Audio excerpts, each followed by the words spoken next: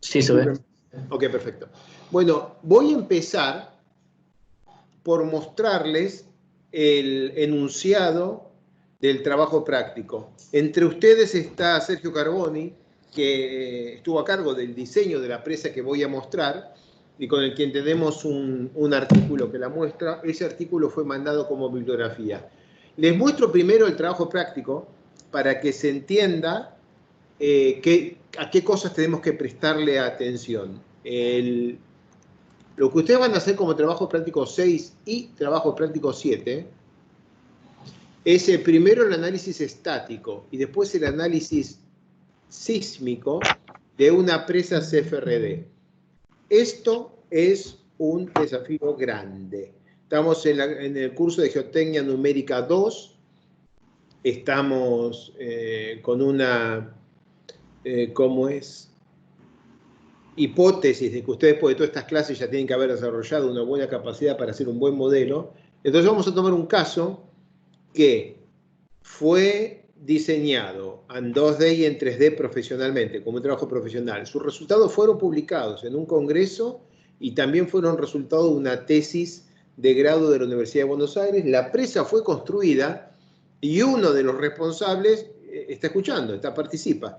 Al que le vamos, Sergio, te voy a pedir que la semana que viene nos des 10 minutos de tu tiempo, algo así, contándonos cómo va la presa, para que nos pongas, para que la gente se entusiasme y se dé cuenta que está haciendo una obra de verdad.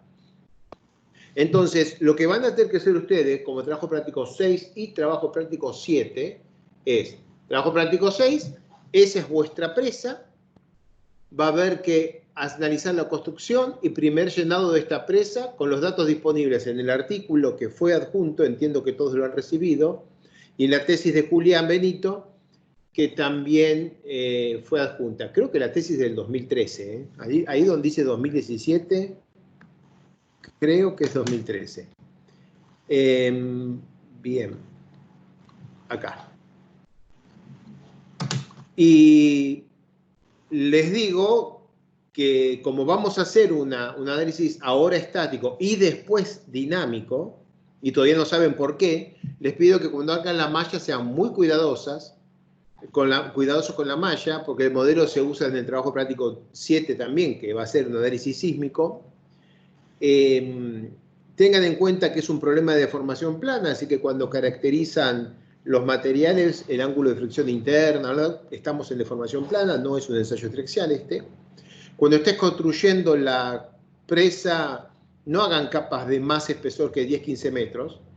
Y para que todo el mundo tenga las mismas geometría, para que podamos sacar resultados bien comparables entre todos, vamos a proveerles la geometría. O sea, nosotros les vamos a dar en Plaxis los puntos exteriores, algo así. ¿Está? Y también todo lo que necesitamos que todos tengan igual, y ojalá tengamos suerte, y si este es el punto 2 para uno, o sea, el punto 2 para todo, y cuando llegamos punto 2, todos hablamos del mismo.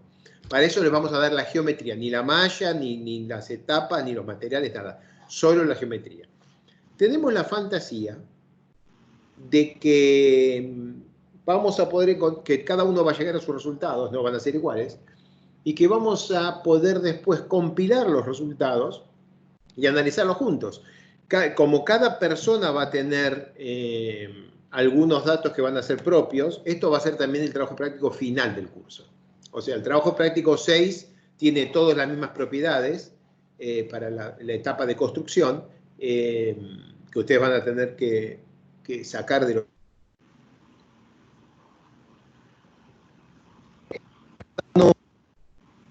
diferente. O sea, cada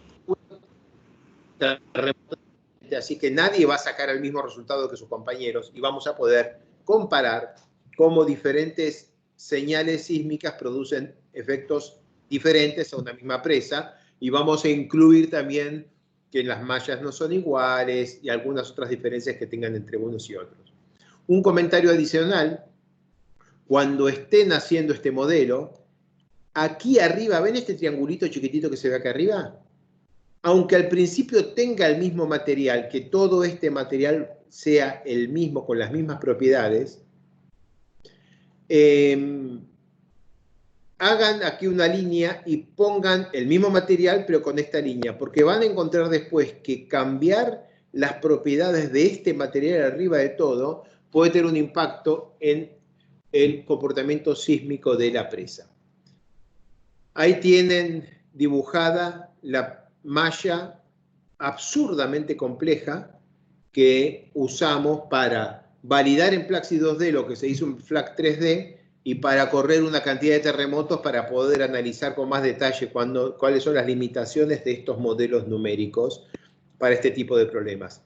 Para lo que a ustedes les importa, vuestra presa es así, o un poquito más ancha, digamos, pero nada más que eso. Y toda la fundación horizontal, todos estos detalles complican extraordinariamente en la vida real, en la presa real no, pero en esto que estamos viendo ahora, complican extraordinariamente y no agregan a valor didáctico, así que eso se los ahorramos completo. Datos interesantes para que sepan, esta presa fue modelada en 2D en Plaxis por Benito y en 3D en FLAC, está antes que 2013, pero fue publicado en 2014. Fue construida, está operando normalmente, creo, nos lo va a decir la semana que viene Sergio, y tuvo asentamientos inferiores a los predichos por los modelos. Lo que está ahí escrito están las conclusiones del artículo Palmas Friso Carboni del 2014, que dice, hacia inicios de agosto del presente año, la zona aguas abajo del relleno ha alcanzado cerca de un 90% de la altura final de la presa. La instrumentación instalada ha mostrado asentamientos inferiores a los estimados a partir de la modelación. Esta información es muy importante porque permitirá calibrar el modelo constitutivo utilizado, así como mejorar las propiedades incorporadas en el modelo inicial, las cuales se consideran conservadoras. Cuando lean el artículo y vean que el ángulo de flexión interna le pusimos 48 grados, bueno, considerado conservador. Así que les he empezado la clase contándoles cuál es vuestro problema. Esta primera presentación, repaso de presa de materiales sueltos, llegamos a hacerla la semana pasada, así que ahora vamos a trabajar con modelización de presas de materiales sueltos. Y después les voy a mostrar un ejemplo en el que hicimos un análisis estático y un análisis sísmico de la misma presa, pero otra presa, para que vean más o menos qué cosas van a hacer durante este trabajo práctico 6 y 7. Después, si alcanza el tiempo, vamos a seguir con lo que sería la clase que viene. Pero bueno, empecemos ordenadamente. Así que vamos a empezar con la modelización de presas de materiales sueltos. Bien. ¿Cuáles son las etapas para modelar las presas de materiales sueltos? Necesitamos caracterizar los materiales de fundación y de la presa, o sea, ponerle propiedades mecánicas e hidráulicas, y como ustedes ya saben, las propiedades dependen del modelo constitutivo. De manera que ahora, para el grupo de gente que está escuchando esto, cuando hablamos de caracterización de materiales de fundación y presa, estamos también diciendo elección del modelo constitutivo. Uno no dice que el material tiene un módulo de Young tal. Ese es el parámetro de entrada de un modelo elástico lineal o de un modelo de Moore-Coulomb, pero no existe el módulo de Young si van a usar modelo, por ejemplo, Hardane Soil Model, por ejemplo. Después, la otra cosa que tenemos que tener es la secuencia de construcción de la presa, analizar el primer llenado, flujo transitorio y estacionario, deformación diferida, desembalse rápido, acción sísmica y evaluaciones de sensibilidad y riesgos. Esto, acción sísmica, lo vamos a ver como la próxima unidad. Hay mucho contenido que hay que desarrollar para empezar esta parte, así que por ahora, en los próximos par de semanas, vamos a estar... Vamos a llegar hasta acá. Esto es la unidad 6, esto es la unidad 7 de nuestro curso. Las unidades 1, 2, 3, 4 fueron el cuatrimestre pasado, 5 y 6 estamos ahora, 7 y si llegamos 8 aspectos avanzados son para este curso. Bien, sobre caracterización de los materiales de fundación. La primera cosa que tenemos que destacar es que para un modelo de una presa, la presa no empieza en la superficie del terreno. El terreno de fundación es un geomaterial y es parte integral de la presa como todo el resto. De manera que las propiedades hidráulicas y mecánicas del material de fundación tienen tanta importancia como las propiedades hidráulicas y mecánicas del material con el que está constituido la presa. La diferencia es que el material de fundación, este de acá abajo, no fue hecho por el hombre. De manera que tiene una variabilidad aleatoria y una complejidad, como se puede ver en esta malla, que es extraordinariamente de otro orden de magnitud, digamos, respecto de la variabilidad y complejidad de los materiales con los cuales vamos a construir la presa. Y van a notar esta malla y la van a ver como muy gruesa, rara. Es porque es una sección de una malla 3D. O sea, es una, digamos, puede ser que se encuentren ustedes con algunas mallas en las que se las ve raras, es porque son secciones de malla 3D. A veces no, a veces son malla 2D. Esta es una malla particularmente densa de la tesis de Julián. Bueno, entonces, los materiales de fundación en general requieren un montón de análisis, pero pocas veces es por su capacidad mecánica. En general, excepto que existan materiales aluvionales, por ejemplo, el material del río y la presa la apoyamos sobre ese material sin excavarlo, excepto ese caso, es poco probable que una presa quede apoyada sobre materiales muy poco competentes. Generalmente se los excava. Pero en todo caso, toda la parte que tenga comportamiento de roca o de materiales transicionales de alta resistencia, es enormemente probable que durante la construcción y primer llenado de la presa tenga un comportamiento esencialmente elástico lineal, que es lo que está dicho acá. Es muy probable que para el poner a los materiales de fundación, excepto los aluviones del río, si los hubiera, poner esos materiales como elástico lineal no va a generar un error significativo. Por supuesto, sí hace falta considerar, si se trata de un macizo rocoso, cuáles son las discontinuidades principales, porque esas discontinuidades principales, por ejemplo, este 9, falla con lava alterada, o este 8, falla encontrada en el túnel de desvío, puede dar cambios en las propiedades resistentes, pero sobre todo puede ser un dique hidráulico, o sea que esta cosa puede tener mucha mayor o mucha menor permeabilidad que los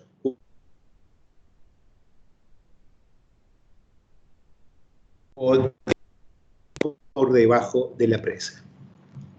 Respecto de todos los suelos, el aluvión,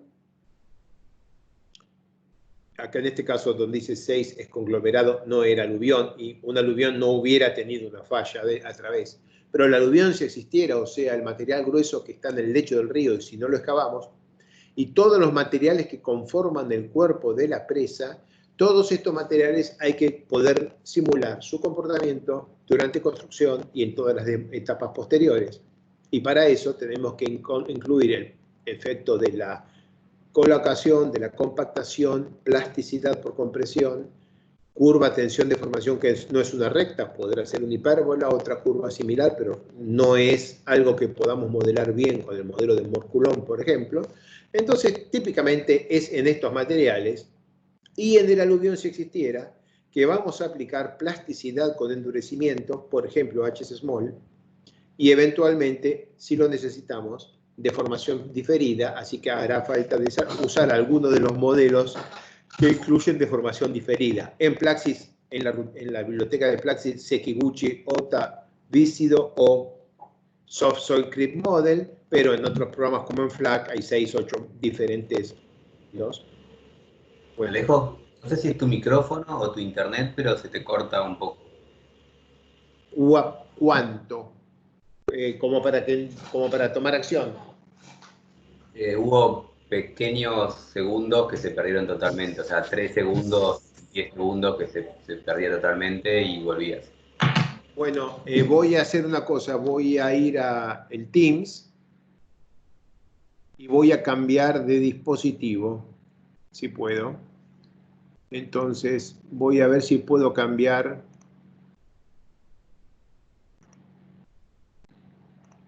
el micrófono. Acabo de cambiar al...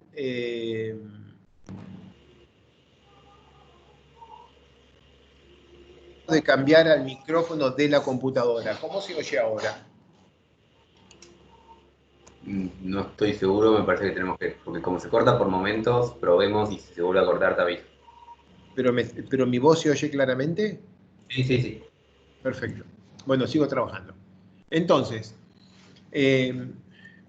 no sé qué no dije, pero este azul es un conglomerado, es un material cementado. Este azul oscuro es un dique, o sea, una falla que tiene otras propiedades. Claramente, si esto que está celeste claro fuera arena del lecho del río, no habría una falla otra vez. ¿Ok?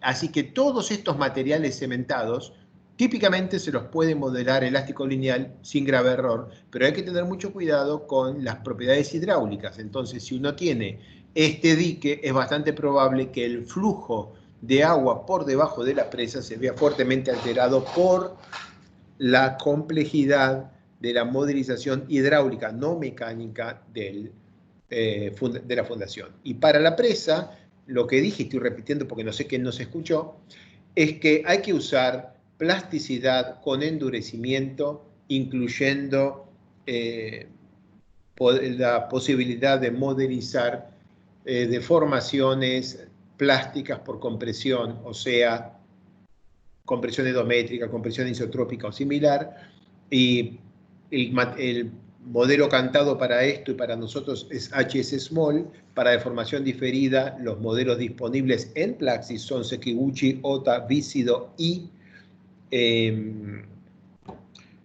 Soft Soil Creep Model, pero mencioné en FLAC hay 6 u 8 modelos de viscoplasticidad más avanzados y más interesantes que podrían ser empleados para analizar deformación diferida. Nada. Ahí vamos. Construcción. Esta foto, imagino que Sergio estará sonriendo. Esto lo hicieron efectivamente en esta presa que vamos a usar como base para el trabajo práctico, fue en Costa Rica.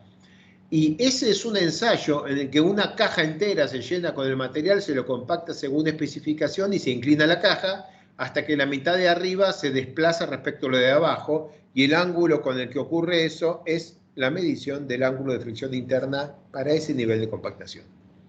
Y así de simple el ensayo. Barton lo tiene en un artículo también interesante, todo descrito, es un ensayo muy, muy simple, pero tiene por lo menos el tamaño que permite medir el comportamiento de todo el material, no de sus partículas finas, no solo de una fracción, sino de todo el material. Bien, vamos a caracterizar los materiales de la presa. Para construcción necesitamos compresión endométrica, necesitamos poder tener en cuenta el efecto de la compactación. En operación vamos a necesitar poder simular la deformación diferida por todos los mecanismos que ya están descritos en módulos anteriores, y también necesitamos simular flujo transitorio como describimos la semana pasada. Después, acción sísmica, la salteo, va directo para el próximo capítulo, pero vamos a requerir medir o caracterizar muy bien la rigidez a baja deformación del material y su amortiguamiento histerético. Lo que se ve en la figura es del modelo 3D de la presa que vamos a usar como base para trabajo práctico. Se llama Reventazón, es en Costa Rica, pueden buscarla en Wikipedia. Imaginen esta cosa en la que vamos construyendo, y más o menos imaginemos cómo es la trayectoria de tensión desde un punto dentro de la masa. Por ejemplo, un punto que ahora está arriba de todo, pero pues va a quedar tapado por más material. Y eso está representado acá abajo. Para cualquiera de esos puntos, una trayectoria probable durante construcción es una trayectoria endométrica, K sub 0. Entonces, a medida que le vamos agregando carga, el estado de tensiones va creciendo, o sea, vamos viendo mayor presión hasta la final, pero también mayores tensiones de corte porque se trata de compresión edométrica y no isotrópica. Entonces, esta flecha representa cómo va evolucionando la historia de tensiones en algún punto que esté por el medio de la presa. Pero después que está terminada la construcción, cuando llenamos el embalse, las tensiones normales en la presa cambian un poco, pero de manera muy diferente a cómo cambian cuando hacemos esta trayectoria, porque cuando estamos haciendo esta trayectoria estamos agregando a cada capa, le estamos poniendo una capa encima. En cambio, cuando estamos, por ejemplo, cuando llenamos el embalse, a nuestra presa, si tiene una capa que es impermeable y le agregamos un lago acá, le estamos agregando una fuerza aquí. Entonces, cuando estamos haciendo la construcción, y esta va a ser la presa final, tenemos esto, esto, esto, y vamos creciendo así. Este material primero estaba en superficie, después tenía esta tapada, después esta, después esta, después esta, y esto es trayectoria. Pero una vez que eso está así, y la cosa ya está construida, y el material este ya tuvo esa trayectoria, ahora le vamos a poner el empuje del agua, así. Y este va a cambiar poco la presión, pero mucho las tensiones de corte. Y eso lo caracterizamos en este dibujito, para que sea esquemático, como una trayectoria así. Claramente esta trayectoria así se fue arriba de afuera de la función de fluencia que había al fin de construcción. Y eso es lo que va a hacer que tengamos mayores deformaciones plásticas en una trayectoria que ya no va a ser edométrica. De manera que esto que acabo de dibujar va a ser la función de fluencia que quede en el punto que estamos usando para pensar juntos luego de que hayamos hecho el llenado del embalse. Y después viene el terremoto. Entonces vamos a tener, no me sirve con el láser, vamos a tener la presa con su carga de agua puesta aquí, y ahora viene el terremoto, que va a generar tensiones de corte esencialmente sin cambiar las tensiones normales de la presa. Entonces, esa trayectoria va a tener carga y descarga, este es el terremoto moviéndose, pero básicamente va a ocurrir a presión normal constante en el bendito punto que hemos elegido para análisis. Claro que esta construcción es punto por punto, ¿no? No todos los puntos tienen las mismas trayectorias de tensiones. Así que necesitamos caracterizar los materiales de la presa y con una caracterización que con los mismos parámetros, si fuera posible, podamos simular la construcción, la operación y el sismo. Etapas de construcción. Esto está en el artículo de Palmas, Friso y Carboni. Es unos ensayos edométricos efectuados en el material de construcción de la presa, y esa fue la curva de calibración que tuvimos. Pero acá tenemos, como ejemplo, abajo a la derecha, tenemos el módulo edométrico, constraint modulus, este módulo edométrico, versus la presión efectiva vertical para la presa de relaves, de enrocado más grande que en este momento existe, que es la de Antamina, y noten que ese módulo es seriamente independiente de la presión de confinamiento. O sea, parece ocurrir, si el módulo es independiente de la presión de confinamiento, todo el material es elástico lineal. Bueno, no elástico lineal, porque en carga y en descarga tiene componentes muy diferentes. Pero si esto tiene 1 E6, 2, 3, 4, 5 y 6 E6, esa escala es lineal. Y si acá tengo 1, 2, 3, 4, 5, esta escala lineal. Y si entre 0 y 6 megapascales tengo ese comportamiento, eso es lo más parecido elástico lineal que se van a encontrar en un suelo. No van a encontrar nada más parecido elástico lineal que esto.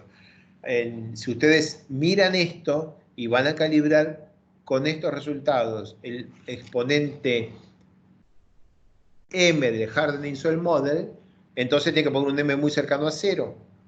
Pero si ponen un M muy cercano a 0, la rigidez a baja deformación que después van a necesitar para el análisis dinámico les va a dar mal.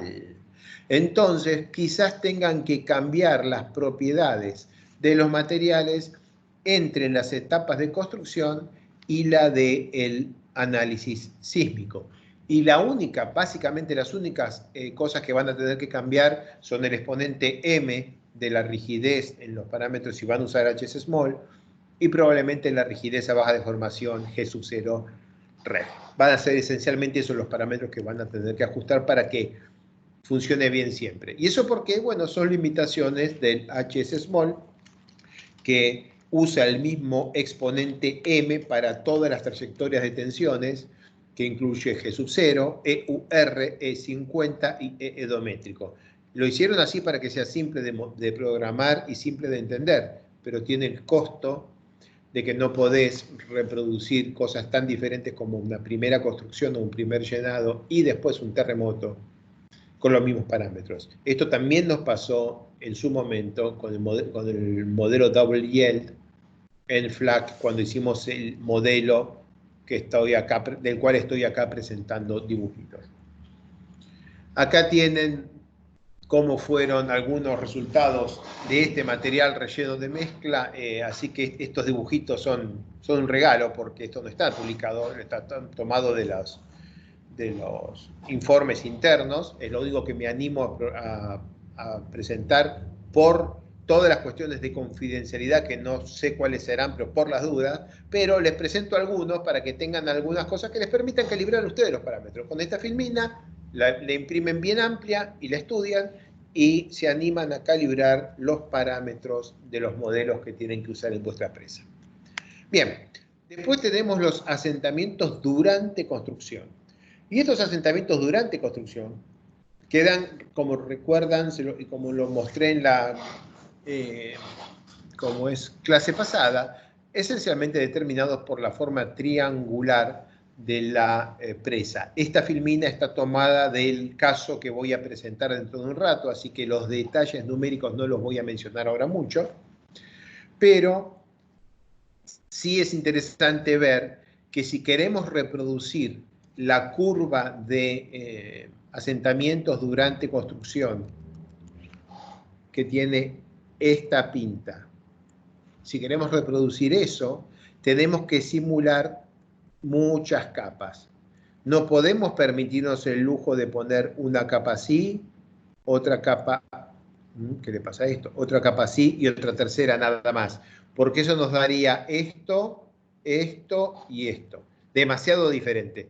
Con unas 10 capas, 10, 15 capas, típicamente esto empieza a andar bien. Y si tienen tiempo y quieren hacer 30 capas, no hay ningún problema.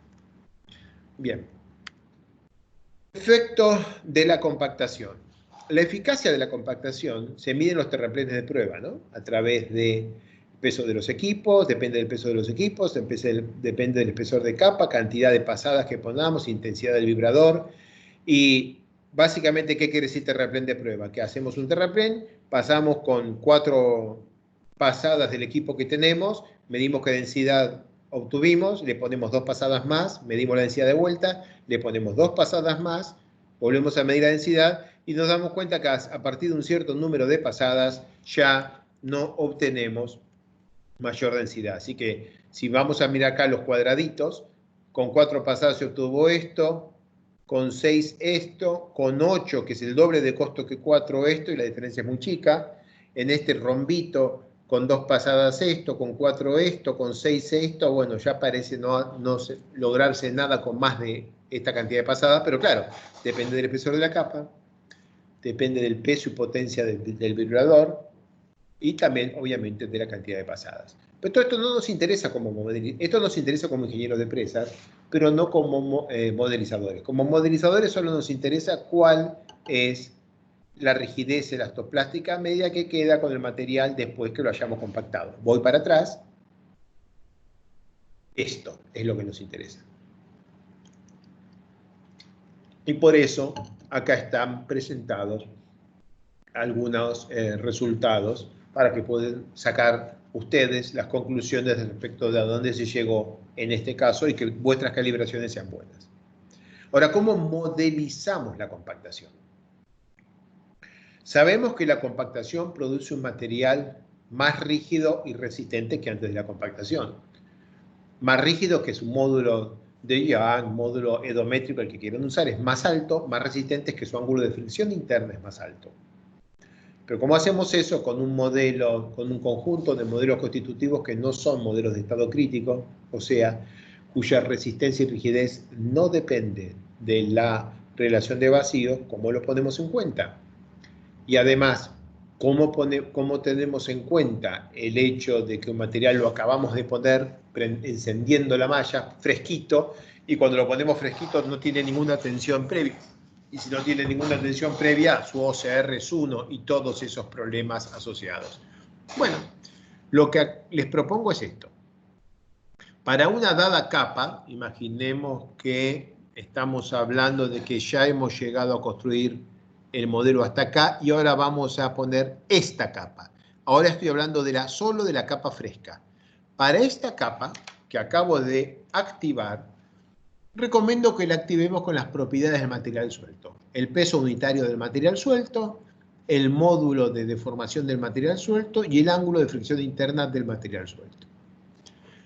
Luego hacemos un truquito y le cambiamos las propiedades a ese material. Lo único que hacemos por ahora es cambiar el peso unitario. Entonces, si le vamos a dar un grado de compactación que podemos asimilar a un OCR de 2, por ejemplo, vamos a ponerle un material ficticio a la última capa que sea 2 veces el peso unitario ficticio a la última capa, que sea 2 veces el peso unitario real de esa capa. Entonces, vuelvo a dibujar. Esto ya está todo construido, eso no lo toco. Prendo esta capa y lo prendo, pongamos, con un gamma de material suelto de 21 kilonewton por metro cúbico. En una siguiente etapa, cambio este material, no lo apago y lo prendo, lo cambio y le pongo un gamma de 42 kilonewton por metro cúbico. Eso es más peso. Ese mayor peso va a generar en este material que se desplace mucho más lejos, esto es PQ, que se desplace mucho más lejos su función de fluencia y que tenga su trayectoria hasta por acá arriba, al doble, porque le acabo de poner el doble de peso unitario. Y también significa un poco más de peso sobre lo que hay abajo. Pero como lo que hay abajo también le hicimos lo mismo, lo que hay abajo ya tuvo un peso propio mayorado, de manera que este peso adicional que le acabo de agregar lo encuentra prácticamente elástico lineal. Quizás un poquito de deformación plástica en los materiales de abajo solamente de esta capita, pero acá abajo puramente elástico lineal. Bien, pero esta no es la realidad, ¿no? La realidad es que ahora acabo de lograr el efecto de llevar la función de fluencia hasta acá afuera, que era lo que yo quería, pero está mal el peso unitario que tengo. Entonces lo que sigue es volver a cambiar este material y ahora ponerle el peso unitario del material ya densificado, por ejemplo, 23 kilonewton por metro cúbico, y los parámetros edométrico y todo lo que, y phi, todos los parámetros que corresponden al material compactado. Entonces vuelvo sobre esta filmina que dice lo mismo y entonces, truco, activamos el material suelto, solito va a quedar por equilibrio, va a converger este paso de cálculo y nos va a quedar un determinado punto de ese material suelto ahí. Ahora aumentamos el peso unitario del material suelto, por ejemplo, por 2. Duplicamos el peso unitario. Se va para, acá no lo dupliqué, ¿no? Porque esta flecha no es el doble que esta. Le habré puesto 1,6, qué sé yo, es un gráfico. Lo llevé acá. Sé que no es realista. Es solamente para empujar para afuera esta función. Y la empujé para afuera. Pero no puedo dejar este material con un peso unitario enorme dentro de la presa, así que lo vuelvo para atrás al peso unitario del material denso, pero ahora con los parámetros post-compactación. Y como esta descarga está controlada por nu, esto está controlado por K sub 0 NC, en el caso de HS small. Pero esta descarga es nu sobre 1 menos nu, si es edométrica. O sea, depende del coeficiente de Poisson. De ninguna manera van a ser paralelas. Entonces, voy por aquí, pero cuando vuelvo siempre por arriba. Y mi punto final va a estar ahí. Como está dentro de la superficie de fluencia, esta es la superficie de fluencia. Como está dentro de la superficie de fluencia, está en estado elástico. La relación entre la presión que tiene el material con este Q y la máxima presión que corresponde a ese Q es el grado de sobreconsolidación que alcancé, que básicamente es gamma asterisco sobre el gamma final que le ponga. Y bueno, y ahí hemos hecho una capita que nos quedó sobreconsolidada. Bien, voy a decir todo lo mismo mientras esta presa se construye, porque ahora ustedes saben por qué. Aparece la capa, cambia de color, vuelve a cambiar, aparece la capa, cambia de color, vuelve a cambiar, aparece la capa. Ustedes saben por qué. Antes no sabían, pero ahora saben por qué. Y entonces, con esta trayectoria en la que voy por aquí, duplico y me voy para atrás, puedo simular el efecto de la compactación. Cuando lo aplicamos a la presa de la que voy a hablar dentro de un ratito, la presa Frida River en Papúa Nueva Guinea, si no se simula el efecto de la compactación, o sea, si prendemos el material hasta aquí y no hacemos esto, la curva de asentamiento con la altura de la presa es la que se ve acá a la izquierda, con un asentamiento máximo del orden de 1,6 metros, mirando el punteado, ¿verdad? La punteada negra. Y con las mismas propiedades, pero haciendo lo mismo con un OCR de 2, el asentamiento máximo que nos queda es del orden de 0,8, o sea, la mitad. El efecto de la compactación de cada capa lo tienes que tener en cuenta o tienes que estar preparado para que los asentamientos queden sobreestimados. ¿Existe otra manera de modelarlo? Por supuesto, se puede poner desde el vamos toda esta trayectoria, se la puede poner con el módulo de deformación del material ya denso, así que, o sea, con el módulo de deformación con el que está descargando, y nos va a quedar el material normalmente consolidado, o sea, voy para atrás. Nos va a quedar solo esto, si ponemos los parámetros buenos desde el vamos, nos va a quedar así, perdón, así, pero no va a ser suelto, porque el material va a tener los parámetros de material como es ya densificado, pero nos va a quedar normalmente consolidado. Quiere decir que la siguiente capa ya induce asentamientos en la capa que esté inmediatamente abajo. Y es poco probable que una capa de 2 metros meta en plasticidad a una capa que acaba de vivir 8 pasadas de un rodillo de 20 toneladas. Por eso, por alguna razón me gusta más este procedimiento, pero también se puede simplemente arrancar cada una de las etapas ya con los parámetros con alta rigidez y bueno, a algún lado llegaremos. Bien, después están los análisis de factor de seguridad. Acá hay dos movies. No sé cuáles son las movies. Creo que esta es una movie. Y esta otra es un... Sí, se está moviendo, ¿verdad? ¿La ven moverse acá arriba? ¿Nos va la presa? Y esta se va un poquito después. No sé por qué tarda un poquito más. Creo que no ayuda que yo le vaya metiendo clic y clic encima. No sé cómo se ven vuestros monitores. Espero que se haya visto. Acá por las dudas pusimos una foto aquí, digamos, en la que tenemos más clara la cosa. ¿Tiene sentido modelar 3D un factor de seguridad? Mi respuesta es no. Esto es muy caro y no... Claro, si vas a hacer el modelo 3D por otras razones, está bien, es fácil correr el factor de seguridad y ya. Pero un modelo 2D de la misma presa contra un modelo 3D, el modelo 3D tiene siempre mucha peor calidad numérica. Este triángulo representa un tetraedro enorme que mide capaz que 10 metros de espesor.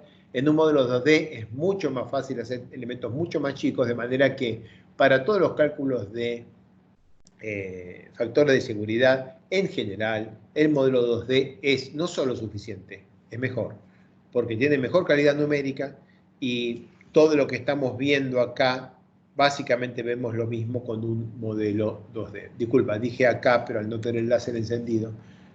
Todo lo que estamos viendo aquí, en el dibujito de arriba a la izquierda, tan simpático, se ve básicamente lo mismo con un modelo 2D que corre mucho más rápido y por tener elementos más chicos, 2D, 15 nodos en un triangulito chico en vez de 10 nodos en un tetraedro enorme, su calidad numérica es muy superior y sus resultados son más creíbles.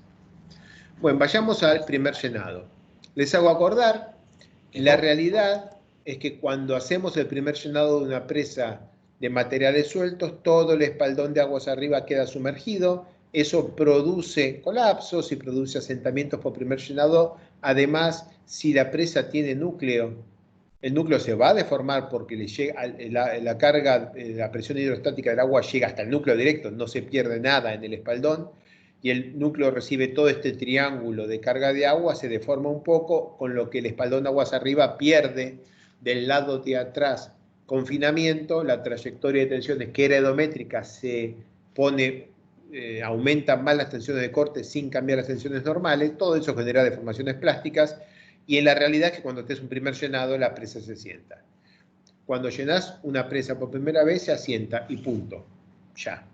Ahora que cuando que hagan el modelo y cambien la cota, si hacen un modelo de una presa de núcleo y cambian la cota del agua hasta acá arriba, la realidad es que el triángulo les pasa de peso saturado a peso sumergido, pesa la mitad, y ustedes en el modelo ven un rebote elástico, ven que la presa crece.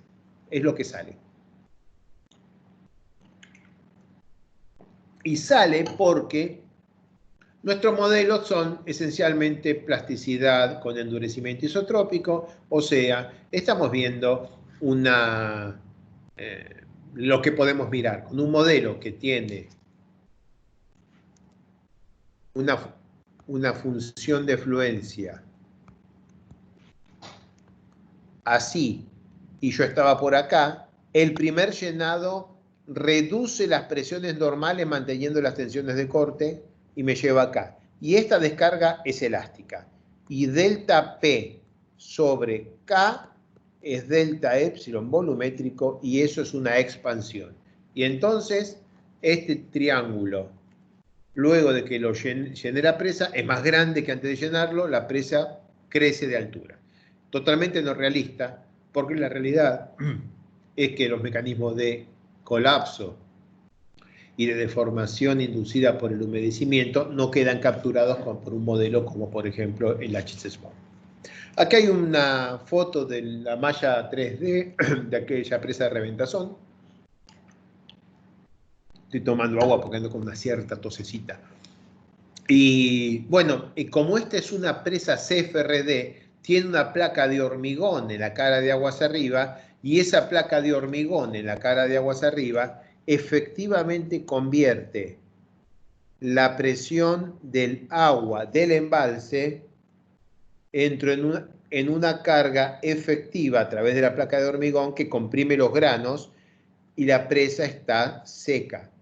Así que en el caso de una presa CFRD primer llenado, si las juntas no fallan, la presa esencialmente sigue seca y el asentamiento por primer llenado se puede reproducir bastante mejor. O sea, se puede obtener esta curva en un modelo de una presa CFRD. Así que si van a modelar una presa de materiales sueltos con núcleo, tenemos que tener un modelo constitutivo que contemple los mecanismos que ocurren durante el primer llenado, o simplemente saber que el modelo no va a capturar eso y saber que no va a tener capacidad predictiva para el primer llenado y nada más, no tiene ninguna importancia mientras sabemos lo que el modelo nos da. Por supuesto, no podemos pedirle a la presa real que rebote y suba su altura solo porque el modelo lo predice, ¿verdad? Bien. Después, Alejo, ¿me recordemos escuchás? esto. ¿Escuchó? Es que antes hablaba y me parece que tengo mal sonido. Ramón Solá había preguntado hace un rato, ¿siempre es necesario activar primero el material suelto y luego aumentar el peso unitario? ¿No podría directamente activarse el peso, perdón, activarse el material con el peso unitario aumentado? Sí, probablemente sí. Sofisticaciones. Honestamente, sofisticaciones. No tengo una razón poderosísima por la cual primero lo activo y después le aumento el peso unitario. Me parece que activarlo primero lleva a un estado convergido determinado y aumentar el peso unitario después es una etapa en la que convergen dos, tres pasos. No tengo una respuesta. Capaz que simplemente, ¿por qué no hacen el ejercicio? En alguna capa lo prenden directo con gamma 42, en otra lo despiertan como lo acabo de indicar, en la tercera lo prenden todas las cargas, con todos los parámetros del material ya denso en vez del suelto. Lo que acabo de decir yo es lo que refleja mi, y no la de la industria, mi manera de razonar el proceso de modelización de la compactación. Lo pongo suelto, le cambio el peso y lo apago. ¿Qué detalle logro? Cuando lo pongo suelto, lo pongo de toda la altura, pero con su peso suelto. Cuando le cambio el peso, ese asentamiento lo veo. Y lo veo, creo que distinto de lo que lo vería si lo pongo en una sola capa. Entonces me cambia el asentamiento de la capa por el efecto de la compactación. Una delicadeza que creo que solo me interesa a mí y hoy. Probablemente ya la próxima vez que haga una presa de estas no me interese. No lo sé. Quizás tenga razón. ¿Alguna otra pregunta? No, por ahora es la única. Ok. Robé este dibujito del tutorial de Plaxis. Si ustedes ya hicieron el tutorial como les pedí, ojalá lo hayan hecho. Porque lo que se les viene, muchachos, en estas 6 clases que faltan, van a tener que trabajar mucho para sacar esta presa andando. Así que ojalá hayan avanzado con los tutoriales. Bien, esta filmina está preciosa robada del tutorial de Plaxis. De hecho, háganme acordar que ponga acá Plaxis manual. Esto estaba lleno hasta acá de agua y esto... ¿Por qué tengo el agua verde? Un segundo. Esto estaba lleno hasta acá de agua y estaba así y después se produjo un desembalse rápido y se puede ver que el agua todavía está ahí arriba dentro del núcleo, que tarda y que baja mucho más rápidamente del espaldón de aguas arriba. Y aquí, cuando corran en esta foto un factor de seguridad, el factor de seguridad de ese talud va a ser mucho menor que el que tenía el mismo talud cuando el agua estaba por acá arriba. Eso lo pueden reproducir simplemente. A esta altura no es desafío para ustedes reproducir el fenómeno de desembalse rápido. Tengan en cuenta una cosa que le pasó a mucha gente y entre otros, por ejemplo, en Alicurá pasó. Cuando ustedes están construyendo una presa, entonces llegan hasta, no sé, lograron hasta ahora esto y ahora, por ejemplo, acá establecen un camino para que suban los camiones y entonces empiezan a recrecer así, la del medio, de este lado, un poquito más, esta de este lado, un poquito más arriba, compactan la del medio de este lado, después van rellenando este camión. Y si en algún lugar, un camino, perdón, no camión, si en algún lugar dejaron un camino así, en el espaldón de aguas abajo, y en ese camino estuvieron corriendo camiones, es completamente seguro que los camiones amasaron todo el barrito y dejaron lo que efectivamente es en el espaldón, esta capa que puede ser muy ancha y significativa, que es una raya horizontal, impermeable, porque se le formó una capita de barro. Aquí les queda una línea horizontal que tiene una permeabilidad que es una fracción de la permeabilidad del resto.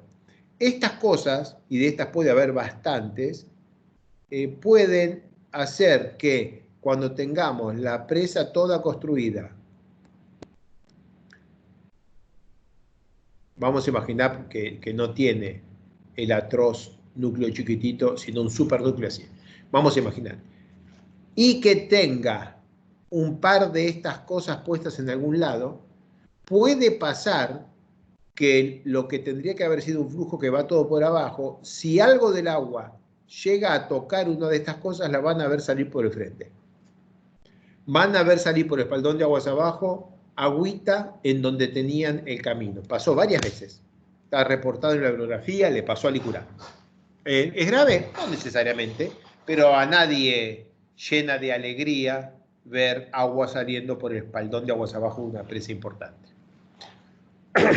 Bueno, eso está resumido aquí, anisotropía de permeabilidad por compactación de las capas, más esos efectos raros, difíciles de predecir, como los caminos intermedios que pudieron haber generado capas de muy diferentes propiedades, sobre todo hidráulicas, respecto del conjunto. Bien. La deformación diferida. Aquí, si quieren modelar deformación diferida en Plaxis, básicamente tienen que cambiar todas las propiedades de Toller, cambiar el modelo constitutivo y encender Soft Cream Model. Es lo único que tienen disponible que realmente anda y anda bien. Se puede. Como ya tienen toda la presa construida, convergida y ya está, digamos, el cambiar el modelo constitutivo no cambia el estado de tensiones y por lo tanto no genera deformaciones adicionales, pero bueno, pueden generar, encender un modelo constitutivo nuevo que sí tenga efecto del tiempo, con lo que pueden ver las deformaciones diferidas crudamente simuladas con algún modelo simple como el Soft Cream Model. En Flax se puede hacer muchísimo más sofisticadamente que esto. Ahora hay que preguntarse, ¿qué tan importante es predecir las deformaciones diferidas con métodos numéricos? ¿Para qué lo queremos? En la realidad, para lo único que realmente lo queremos es para pensar, para ver qué le pasa en una presa CFRD, qué le pasa a los desplazamientos de las juntas de la pantalla de aguas arriba, cómo pueden ser las tensiones en la cara de hormigón. Así que en la práctica es bastante probable que en una malla común, voy para atrás, que en una malla común como en esta, podamos imponer una contracción volumétrica que represente el paso del tiempo y veamos la consecuencia en cuanto a desplazamientos en la pantalla CFRD. Esa modelización, aunque sea, digamos, cruda, para todos los efectos de diseñar las juntas de la pantalla puede ser suficiente. Vayamos entonces a las tensiones de la pantalla aguas arriba. En este caso, esto es una pantalla asfáltica y lo voy a mencionar ahora cuando hable del proyecto de Frida. Pero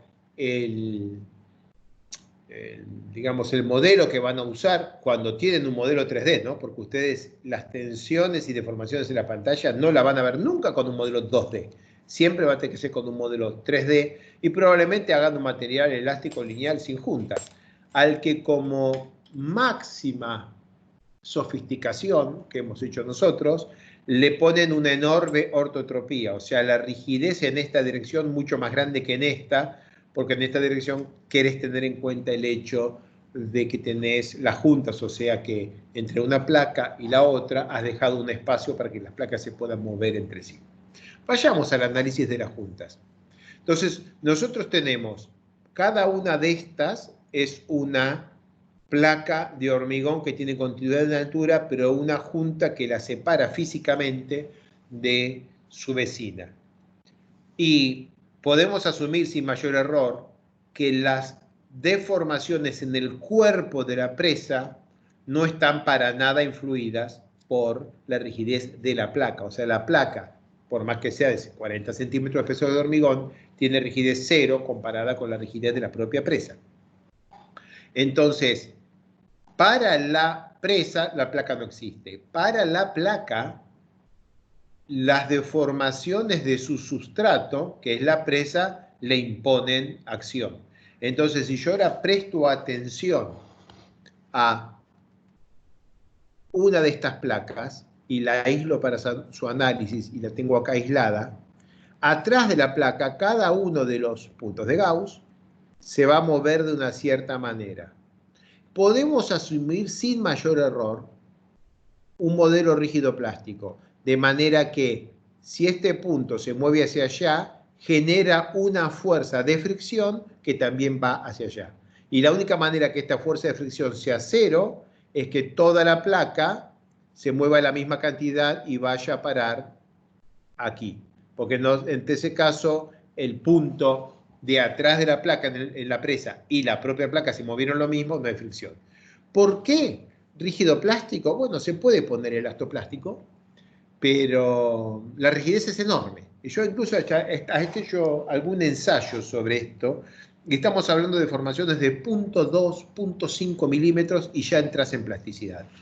Es cierto que la cosa, como se los voy a explicar la matemática que yo usé en este ejemplo y que usé un par de veces después, la cosa es muy dura de hacer converger con un modelo rígido plástico. O sea, si mi ecuación constitutiva para el contacto entre la placa y su base es esta, no anda. ¿Qué usé yo que me fue muy bien? Mucho mejor que muy bien. ¿Es la solución ideal para esto? La fórmula de la tangente hiperbólica, que es continua derivable con su derivada primera, segunda y tercera y hasta la n derivable. Esto tolera Newton-Raphson, no tiene saltos, anda perfecta, y ustedes saben que se la puede hacer tan rígida como quieran o tan suave como quieran, de manera que pueden resolver el movimiento de cuerpo rígido de la placa, cuyas fuerzas actuantes son el peso propio, las fuerzas normales y las fuerzas de corte impuestas por la deformación de su sustrato, sabiendo que la placa está apoyada ahí y no tiene ninguna otra vinculación con el exterior que la fricción contra la presa. Parece difícil, no lo es. El código es esto y esto. Cuando lo impriman grande lo van a poder ver. Es en la nada misma. Y van a encontrar la palabra tangente hiperbólica ahí. Ahí está la tangente hiperbólica, necesaria para que la cosa funcione bien. Bueno, dos fotos para terminar. Durante la construcción y también durante la construcción cuando ya estaban subiendo las placas de hormigón. Estas que están acá son las placas de las que estuve hablando hasta ahora. No sé si hay preguntas antes de cambiar de presentación. Por ahora no. Ok. Bien. Les voy a presentar el caso de la presa de Agua y Relaves en Papúa Nueva Guinea, del cual acabo de presentar algunas filminas, porque en esta presentación que voy a hacer me voy de largo y les voy a presentar el análisis sísmico. Sin ninguna pretensión que en este momento se entienda todo lo que digo, quiero que sepan cómo viene la mano con el análisis sísmico, porque desde ahora van a tener que tomar decisiones en vuestra malla para el futuro. Decisiones con las que los vamos a acompañar, por supuesto, ¿no? Pero hay decisiones del tipo, ¿qué condiciones de borde le pongo al borde inferior de la malla? Y cosas por el estilo. Así que vayamos a esto. El análisis de una presa AFRD, la A es por asfalto, para agua y relaves en Papúa Nueva Guinea. Esto fue presentado en el Congreso de Corea en el 2017. Había un bar de jazz donde se comían unos mariscos allí a 3 cuadras del Congreso. Es una de las cosas más ricas que recuerdo de toda mi visita por Corea del Sur. Y los whiskies. Pero me estoy yendo del tema. Bien, vamos a describir el proyecto de esta presa. Esta presa está en el río Nena, es el proyecto Frida, una operación minera, que necesita una presa para almacenar relave. Los relaves son el producto de la molienda de la roca para extraer los minerales. Es un material fino que puede ser de tamaño arena hasta tamaño arcilla, molido mecánicamente. Y hay que depositarlo en algún lado. En este caso particular, estos relaves eran generadores de ácido. O sea, si se los expone al aire y pueden oxidarse, generan básicamente ácido sulfúrico, mala cosa para el medio ambiente. ¿Cómo se evita eso? Depositando los relaves bajo agua y manteniéndolos bajo agua para siempre. Entonces la idea es, generamos una presa gigantesca que genera un vaso lleno de agua. Y a ese vaso lleno de agua le vamos echando relaves en el fondo. Y los relaves van creciendo ahí abajo y paramos cuando quedan 10 metros de agua y todo abajo lleno con esta sopa de relaves. Y estos 10 metros de agua quedan para siempre. Entonces, esta presa era para eso, para almacenar 798 millones de metros cúbicos de relaves, pero lo que sale a la vista instantáneamente, que si vas a hacer una presa gigantesca y siempre va a estar llena de agua, y siempre va a tener 10 o 20 metros de agua arriba de todo, bueno, usemos esa agua para generar hidroelectricidad, con lo que también la presa era gigantesca, la capacidad de generación de esta presa, porque no es una presa chica, termina teniendo 171 metros de altura en su configuración final, con una cara de 225.000 metros cuadrados de asfalto. Son números de una presa grande. En este caso, no teníamos tanto problema con el riego de la presa ni con el colapso de los enrocados, porque está en un lugar donde llueve 8 metros de agua por año, 8.000 milímetros. Los sanjuaninos les llueve 300 milímetros, eso es un desierto, en Atacama es cero, no sé, creo que era 1.500 o una cosa así en Reventazón, ahí en Costa Rica, o 2.000, número alto, típico de allá tropical, pero 8.000 es baldazos de agua todos los días, todo el día, hasta el punto que esta era la limitación para hacer una presa CFRD. Es casi imposible hormigonar una cara de concreto, de hormigón, colocar una cara de hormigón con 8.000 milímetros al año de lluvia, o sea, toda la tarde, todas las tardes lloviendo. En cambio, el asfalto no tiene problema. El asfalto se coloca caliente, muy caliente, y la gota de agua simplemente lo enfría un poco y ya, y no pasa absolutamente nada. Se puede colocar alegremente bajo el agua el asfalto, así que la decisión de hacer una cara de asfalto es precisamente para sacarse encima el problema del clima.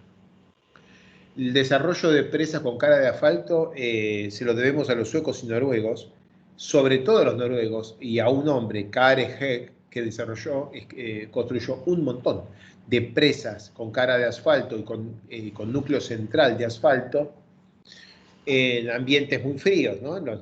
Imagínense entre los fiordos, poniendo presas, y hay que hormigonar allá, ¿no? Con temperatura promedio anual ahí abajo cero, bueno, allá también se desarrolló muchísimo las presas con cara de asfalto. Y esta está ubicada en un lugar donde el PGA es 1.09 G, una intensidad de área de 13,8 metros por segundo, con una distancia a las fallas más importantes conocidas, generadoras de sismos, de 40 a 70 kilómetros. Para ponerlo en perspectiva, 1,09 G de PGA quiere decir que la aceleración horizontal en el momento pico del terremoto es más grande que la vertical. Y esto es Papúa Nueva Guinea, ese cinturón de fuego del Pacífico. Es ahí donde están los tsunamis, es ahí donde sigue por Indonesia, Yakarta, Japón, y sigue pegando la vuelta. O sea que es una muy alta sismicidad. El modelo. ¿Lejos? Sí. Brian había preguntado, en su experiencia, ¿cuál es un valor representativo de conductividad hidráulica para el enrocado de una presa CFRD? No creo que yo tenga un número. No, a ver, 10 a la menos 3, a 10 a la menos 5 metros por segundo, puede ser. Depende muchísimo. Le decimos presa enrocado y ponemos cualquier cosa dentro. El material con el que se construye la presa puede tener 15-20% de finos en la zona central. Depende muchísimo, muchísimo del contenido de finos y digamos, de la roca de la que viene. O sea, si el material está excavado de una arenisca o de una cosa que incluye lutitas, como fue el caso de Caracoles, dan números que son orden de magnitud diferentes. No hay un número, no hay un número. Ni siquiera me acuerdo cuál era el número para esto. En las presas de enrocado con pantalla CFRD, los filtros resuelven el problema, y la realidad es que la permeabilidad, el coeficiente de conductividad hidráulica del enrocado fuera de la zona de filtros no tiene gran trascendencia. Nunca encontrás una red de flujo establecida dentro del cuerpo de la presa, porque generalmente pones suficientes filtros como para que aunque se rompa la pantalla, no tengas mucho flujo por adentro de la presa. Pero eso no es universal. La respuesta corta es no tengo un número para darte. Bien, vuelvo a la malla. Entonces aquí tenemos la presa con su 1 en 1 en 5 o 1 en 1 en 7. Esto que está acá es porque van a ser relaves, aquí por eso este material es sólido, esto no es agua. Es agua al principio, pero no va a ser agua siempre. Y tengan una idea, miren la malla para que vean de qué estamos hablando cuando hablamos de una malla para un modelo sísmico. No me gustaría ver un triángulo así que mide un 25% de altura de la presa como un único elemento, no hagan esas cosas. Después vamos a ver por qué, pero miren la malla, vayan viendo la información. Entonces acá tenemos la malla que en 2D tenía 91.000 nodos, si 11.000 elementos, tamaño medio 6,35 metros, y en 3D, tamaño medio 47 metros. ¿Qué quieren que le hagamos? Ya con eso hacerla correr era muy difícil. Estas son diferentes secciones transversales de la malla 3D, ¿no? Después, materiales y modelos constitutivos. HS Small. Y creo que tienen en el artículo, que es muy cortito, porque los artículos para conferencia internacional son solo 6 páginas, es muy cortito, creo que tienen algo de información sobre este material y si no me pueden pedir algo más, pero en definitiva no hace al caso porque lo interesante es que con HS Small se pudo reproducir el comportamiento sin cambiar las propiedades de los materiales entre construcción, llenado y acción sísmica. Y hubo que agregar, además de amortiguamiento esterético, amortiguamiento de Rayleigh. No saben de qué estoy hablando, pero lo menciono para que sepan que cuando estén haciendo el trabajo práctico, acuérdense que les dije, acuérdense de que va a haber que poner un poco de amortiguamiento de Rayleigh a vuestro problema. Acá están las etapas de construcción de la presa 2 y 3D, y en este caso es una presa medio rara porque se va construyendo hasta una cierta cota, mírenlo acá, y después que se llega hasta una cierta cota empieza a crecer de aguas abajo toda una capa nueva. Entonces llegó esta capa, miren acá abajo, viene subiendo otra capa, porque como es una presa de relaves, uno no gasta todo el dinero el día 1. Pone hasta una cierta cota y empieza a operar la presa y mientras tanto va construyendo despacito. El cambio de color es que la compacto. Ahora vamos a ver si ponemos otra capita. No, este ya llegó. Ahí viene, ahí está la tercera capita. Empieza con 96 metros la presa, llega a 171, pero no va creciendo de todo el ancho uniformemente hacia arriba para no gastar una fortuna en el año 0, sino que a medida que va operando la mina va generándole las diferentes capas.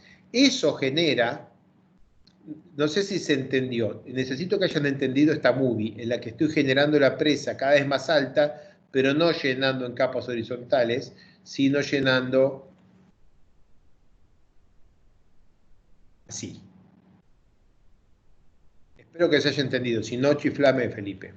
Entonces, eso genera este patrón de asentamientos, porque la primera presa es esta. Con esa construida se empieza a operar, pero antes que los relaves lleguen arriba y la desborden, se le pone esta capa, y antes que la desborden se pone esta capa, y después esta, y por último esta. Entonces, esta presa no se construyó nunca, esta es un proyecto que nunca despegó, pero se la construye con esta secuencia, y es con esa secuencia que queda la distribución de asentamientos que se ven acá, donde los asentamientos máximos ocurren aquí, pero de vuelta aquí y de vuelta aquí. Digamos, es una cosa bastante poco intuitiva, como queda esta presa en este caso. El modelo 2D, y un asentamiento vertical de 1 metro, y un desplazamiento horizontal de 23 centímetros, el 3D dio lo mismo, un poquito más de desplazamiento horizontal. Largo plazo adicionales, y esto con Soft Soil Creep Model, 18 centímetros más y 8 centímetros más, digamos, los desplazamientos durante construcción. Es aquí donde, ¿por qué fui para atrás? No se sabe, es aquí donde está este videito que ustedes ya vieron, Y noten, esta parte no la repito porque ya la dije, sin compactación, compactación, pero miren además, cuando complicamos y le ponemos todas estas capitas, también a las capitas horizontales que se van moviendo, aquí la están viendo. Toda la capita, para simplificar, está modelada a una sola altura, habría que haber hecho muchas subcapitas, pero miren, tac, toda esa fue generada un solo saque, y entonces generan patrones de asentamiento muy distintos cuando la construimos, cuando la modelamos de esta manera con el efecto de la compactación, de lo que sería una presa de agua convencional que se construye toda en capas horizontales. Ahí tienen la comparación con la experiencia previa. La línea verde en el gráfico de la derecha es cómo da nuestra presa, y atrás de fondo cómo dieron muchas otras presas. Las primeras, Infiernillo, por ejemplo, se asentó mucho. Pero hay que recordar que en Infiernillo, creo que fue el año 1965, los equipos de compactación pesaban 5 o 7 toneladas. No se lograban las compactaciones que se logra con los equipos de compactación modernos. Y a pesar de que estaba, Marsal entendía muy bien el problema del colapso del rocado, del efecto del riego y todo lo demás, las tecnologías de construcción no eran las de ahora. Es razonable que ahora una presa bien construida y compactada se asiente en la mitad de lo que se asentaba una presa como el Infiernillo. Alejo, Diga. hay una pregunta sobre si te acordás los tiempos de convergencia de los modelos 2D contra 3D y si quisieras tener un tamaño de elemento 3D comparable al 2D en cuanto a tiempo de cálculo, ¿qué representaría? Bien. Al momento de esto, 2017, creo que ahora es igual. Al momento de esto, 2017, el Plaxis tenía un input. Plaxis, FLAC no hubiera tenido el problema que tuvo Plaxis. Plaxis tiene un input, un programa que toma los datos que ustedes conocen, la ventanita del usuario, programada en Delphi, que es un viejo lenguaje de programación gráfico de Borland, que está usando Plaxis y ahora Bentley desde hace 25 años. En Delphi, en el año 2017, era 32 bits para el input y para el output. Y eso significaba que la máxima cantidad de memoria que podía direccionar en un cierto momento a la vez, creo que eran 4 GB de RAM. De manera que cualquier modelo que ocupara más de 4 GB de RAM en un cierto instante de tiempo no se podía correr en Plaxis 3D. Así que la limitación era en 2017 el Delphi 32 bits. Esto, imaginen la cantidad de correos de ida y de vuelta con Plaxis respecto de esto, conversaciones de todo tipo, incluso encontrándome con colegas en congresos, ¿no? O sea, el problema secretito que teníamos eran los 32 bits del Borland Delphi. Eso cambió. Cuando vieron ustedes aparecer los 4 núcleos en el CPU, en el procesador de Plaxis, hay unas cuantas cosas más que aparecieron. Eso fue cuando se pudo cambiar, cuando por fin Borland, una empresa que ya no existe, solo hace el Delphi. Antes Borland hacía el D-Base 2, o sea, era una empresa muy popular, ahora no existe. Bueno, pero cuando Borland produjo el Delphi 64 bits, tengo entendido que se removió esa barrera, que eran otras. Cuando se removió esa barrera, saltó que había otras dificultades. De manera que mi respuesta es, el tamaño máximo que podés, el tamaño mínimo de los elementos de Plaxis 3D es hasta el momento que no te arranca el programa. No arranca, ya no estamos hablando de que tarde en converger, no arranca. O guardás y no lo guarda al modelo. Así que hay una limitación en el software. Pero además, vos no hacés 3D un problema que podés resolver 2D. Típicamente uno hace todas las sofisticaciones, análisis de sensibilidad, cálculo de etapas, todo eso en 2D. Y cuando terminó, contesta en 3D lo que le interesa, que es el efecto Valle de un terremoto, o sea, ondas longitudinales, y las tensiones en la cara de hormigón o el efecto arco en el núcleo, en las presas de núcleo. Pero no resolvés todo tu problema. Una presa no se diseña en 3D. No tiene sentido. Ayúdenme, Mauro, Nico. ¿Cuánto lleva a correr una de nuestras presas, Merrisburg, una de estas, cada corrida con un terremoto real? 2D. Un día más o menos. Depende Hoy. mucho de la duración y de la energía del sismo, pero sí, entre un día y medio, más o Por menos. Sí, terremoto. Sí. sí, había algunos terremotos más, con tiempo de sampleo más grande que tal vez tardaban 5 horas, 4 horas. Pero en Eh, general sí, una media es un día. ¿Quién de ustedes dos sufrió alguna de estas 3D? ¿Llegaron a vivir durante Mauro. Frida? Sí, yo la pasé mal. Estuve un mes entero tratando de mallar el modelo. Con Frida. Sí. Y cuando Todavía Nico no corrimos, estabas con nosotros, ¿no? Sí, sí estaba. Ah, ya estaba, o sea, todos los tres lo vivían. Al Ah, sí, principio. me acuerdo, Nico, de los Hourglass. Bueno, Sí. este es un gran momento para que ustedes dos, que la estaban pariendo, porque para mí así ya soy medio gerente, yo digo, hagan un triángulo, pero Nico y Mauro tuvieron que hacerlo. Y sería bueno que comenten brevemente la respuesta a esta, cómo compara 2D con 3D y eso. Hagan un breve comentario que me parece que es un gran momento para que capturen esa experiencia. Cualquiera de los dos.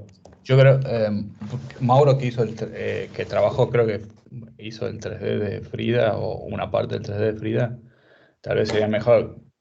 Para mí no tiene, para mí los modelos 3D son tan grotescos que, o sea, tienen los tamaños de mallas tan grandes que eso genera cierto ruido numérico, ya van a ver ustedes que si, como tenés mallas tan grandes en los 3D,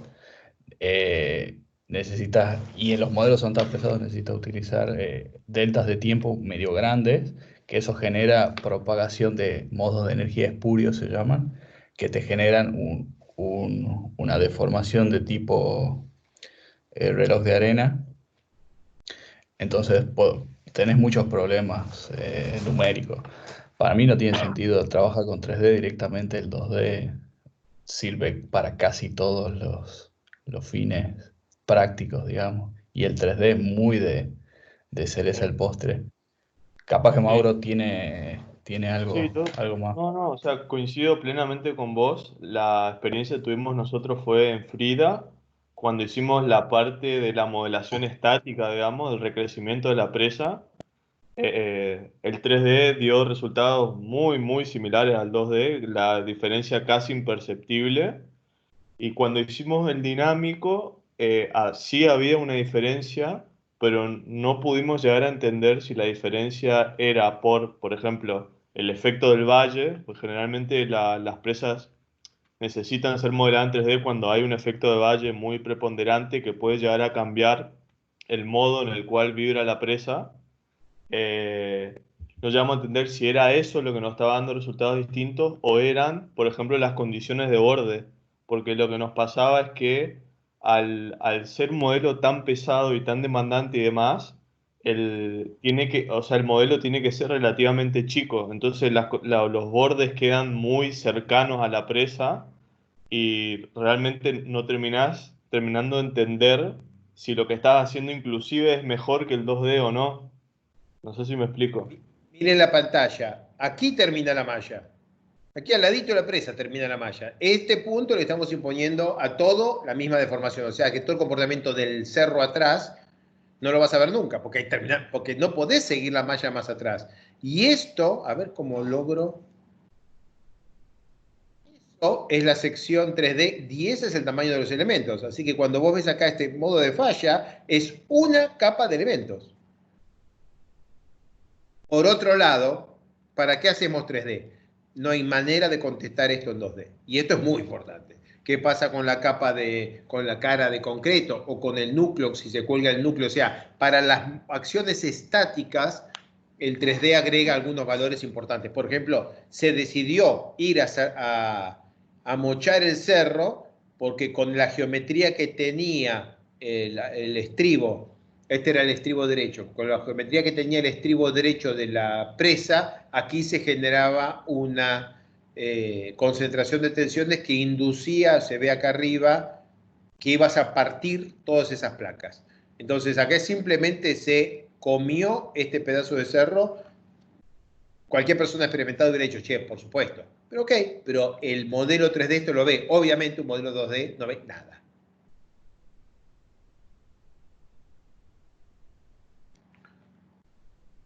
No sé si contestamos la pregunta o nos pusimos a hablar de las cosas que nos duelen. Me parece que nos pusimos a hacer catarsis. Andrés igual contesta, muchas gracias. Así Ok, que asumo que entonces sigo. está contento. Ah, Y para, hay otra pregunta no entiendo el nombre, que pregunta si hay una relación entre los desplazamientos estáticos, así con los de largo plazo y los sísmicos. Para tener una idea si los resultados son correctos una vez que corres las cosas. ninguna ni la más mínima. El tamaño de los Ah, desplazamientos sísmicos depende de la intensidad del terremoto. Entonces, un terremoto, por ejemplo, las dos presas iguales, una en Uruguay y otra en San Juan, van a tener relaciones realmente diferentes. No, de ninguna manera, ninguna correlación. Se entiende, ¿no? Son cargas diferentes. perfecto. Bueno, bien, acá los resultados. Podemos sacar solicitaciones horizontales y la dirección del buzamento. Estas son más creíbles, porque en esta otra el efecto de la junta lo tenés en la anisotropía de rigidez, que dije antes que iba a explicar ahora, así que tenés un buen momento para decir que yo lo expliqué. Entonces, si yo tengo esta placa, no esta no, una como esta, pero rectangular. Si yo tengo esta placa, dejo 5 centímetros y pongo esta otra placa, dejo 5 centímetros y pongo esta otra placa, y a este conjunto yo le mido la rigidez en esta dirección, es la rigidez de una placa de 40 centímetros de hormigón. Pero si le quiero medir la rigidez en esta dirección, es básicamente cero. Algo tenemos que poner, ¿verdad? Pero la rigidez, o sea, esta fuerza no llega a este lado, sino yéndose al material de atrás, volviendo acá, y obviamente eso es rigidez nula o cercana a cero. En todo caso, podés hacer el ejercicio poniendo una rigidez equivalente mucho más baja, es una placa ortotrópica, o puedes poner una placa isotrópica toda con muy, muy baja rigidez, con ¿para qué poner la placa? Porque los elementos placa te informan épsilon membranales y deflexión. Si le pones un E por J igual a 1, ojalá que 1 sea chico, ¿no? 1 pascal metro cuadrado. Si le pones un E por J igual a 1, después multiplicas por el EJ en la dirección horizontal y el EJ en la dirección vertical y por el EA. Ahí estoy hablando como argentino y quizás no. E por J me refiero al módulo de A multiplicado por el momento de inercia para flexión, la rigidez a flexión y la rigidez membranal de la placa. Entonces, en el modelo pones una placa con rigidez nula, casi unitaria, valor muy chico, sabiendo que y eso te va a dar épsilon, deformaciones, asumiendo que la placa no tiene rigidez comparada con la rigidez de la presa que hay detrás. Esa es una estrategia. Otra es poner rigidez real en la dirección vertical, pero entonces en la dirección horizontal tienes que poner una placa fortísimamente ortotrópica, o sea, con casi sin rigidez horizontal, pues están juntas. Excepto que tengas la suerte de tener una cara de asfalto. Ahí está fantástico, porque no tiene juntas. Y entonces aquí era una membrana elástico lineal isotrópica, pero créame gente que la vida nunca es tan simple como esta. Me pasó, lo disfrutamos, está muy bien, pero cuando tengas una placa de hormigón, esto no lo podés hacer. Otra vez, la estimación de deformación diferida la hicimos con Soft Creep Model, porque era el único que teníamos y sabíamos hacer funcionar. Y como teníamos una precipitación de 8.000 milímetros al año, mucho mayor que 3.000, no había influencia de la humedad relativa, no necesito explicar esto, ya lo dije. Ahora vamos en las siguientes 10 filminas, voy a hablarles del problema sísmico. No es parte de esta clase, es solamente para que vean por qué tienen que tener una cierta cantidad de cosas en cuenta y qué es lo que vamos a hacer cuando integremos este trabajo práctico 6 con el trabajo práctico 7. Así que ahí voy. Tenemos un cliente que nos dice, use usted 4 terremotos, todos con 1.09 de PGA. Y nosotros le decimos, miren, nosotros hemos visto que, aunque todos los terremotos tengan el mismo PGA, puede tener respuestas muy diferentes en la presa. Entonces, nosotros usamos una base de datos de 30.000 registros, que ahora ya es bastante más grande, pero en aquel momento eran 30.000 registros, y a esa base de datos la filtramos. Todos los terremotos que estuvieran entre 50 y 70 kilómetros de distancia. Los que no estaban en esa distancia, afuera. Todos los terremotos que estuvieran entre 3 y 6 metros por segundo de intensidad de áreas. esto está mal, 3 y 16. Esto está mal. Y si no, afuera. Y todos los terremotos que tuvieran una duración que fuera mayor que 70 segundos, afuera. Porque no eran representativos de nuestro problema. Y entonces, modelo proxy, nos quedó, de los 30.000 registros, nos quedaron 8.400. Y a eso los corrimos por un modelo de Newmark, o sea, un análisis básicamente analítico. Tomo una presa y la asumo que es un triángulo elástico lineal, le pongo una excitación en la base, se producen amplificaciones, tomo una cuña, le pongo las aceleraciones que corresponden a la cuña y miro el desplazamiento de la presa con un modelo analítico. Quiere decir que cada terremoto pasa por un conjunto de fórmulas y para cada terremoto me sale un desplazamiento. Y entonces, como esto es analítico, en realidad es numérico, pero digamos es una cuentita de un punto de Gauss, por así decirlo, una cuentita de una única variable, puedo correrla por los 8.400 registros y tener una distribución de asentamiento versus PGA. Y ustedes podrán ver que un PGA de 1.09 G puede producir cualquier asentamiento entre 0,10 y 10 metros, 100 veces entre uno y otro, y todos con la misma aceleración. Bien, con esto se eligió 14 registros que tuvieran el PGA de 1.09, descartando los que tuvieran intensidad de áreas no realistas, y 16 registros que tuvieran intensidad de áreas objetivos, descartando los PGA no realistas, y con todos esos se hicieron terremotos, se corrieron terremotos. 4 terremotos que eran lo que el cliente quería, más 14 terremotos que eran los que hicimos nosotros eligiendo por PGA, o sea, por aceleración máxima, más 16 terremotos que hemos hecho, elegidos por nosotros, por energía, o sea, por intensidad de áreas. Y en algún caso podemos encontrar un PGA mayor a 1.5. Este pico, 15 metros por segundo cuadrado, es 1,5 veces la aceleración de la gravedad. Bien, y estos terremotos corrimos en un modelo 2D los 30 terremotos. Y de los 30 terremotos, después elegimos 3 sismos y los corrimos en 3D. Y acá arriba le muestro 3 terremotos que cumplen todos con el mismo PGA, y todos tienen una duración más o menos. Miren la diferencia de señal e imagínense lo que este terremoto significa para la presa. Lo vamos a ver acá. Así que tenemos ¿cómo es? Enlace acá. Tenemos acá el asentamiento por acción sísmica, como se ve en esta presa. Acuérdense que es una presa que tiene enrocado aguas arriba, y elijo este punto C acá arriba, y este es el asentamiento de la presa, donde la línea llena es un único material, OCR 1,5, y la línea punteada es un único material, OCR igual 3. Noten que el OCR más grande, material más compactado, digamos, o con más preconsolidado, se asienta más. Aquí, diferentes capas, OCR 1,5, OCR 3. Otra vez, el material que dimos como más compactado se asienta más. ¿Por qué se asienta más? Porque cuando viene ¿por qué no está escribiendo? Cuando viene la señal sísmica, ahí viene. Cuando viene la señal sísmica y se propaga por el cuerpo de la presa, si la presa tiene todos sus puntos en el borde de la superficie de fluencia, si está acá, cualquier aceleración adicional va a generar deformación plástica. Y esta deformación plástica que genera disipa energía, entonces no llega tanta energía arriba.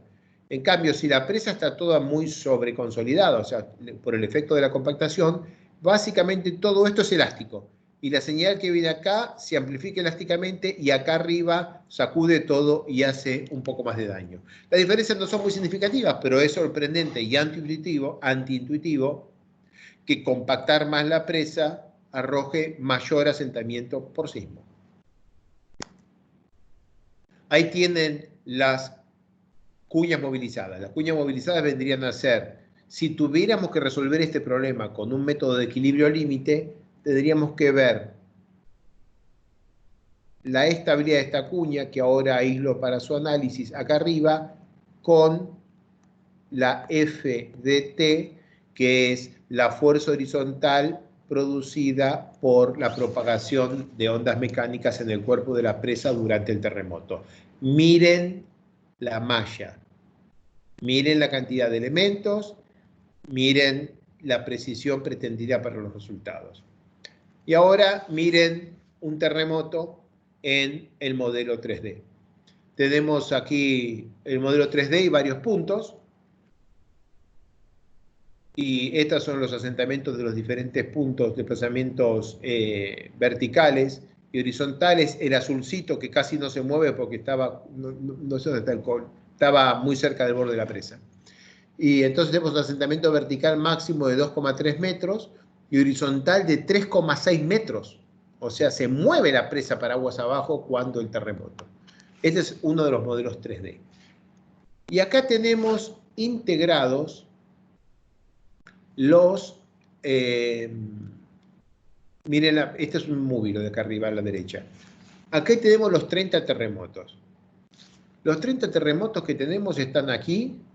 Todos estos tienen diferentes PGA. Perdón, el mismo PGA, ¿cómo era esto? El mismo PGA, diferentes intensidades de áreas. Y acá tenemos asentamientos, valor medio y desvío de cada uno de los terremotos.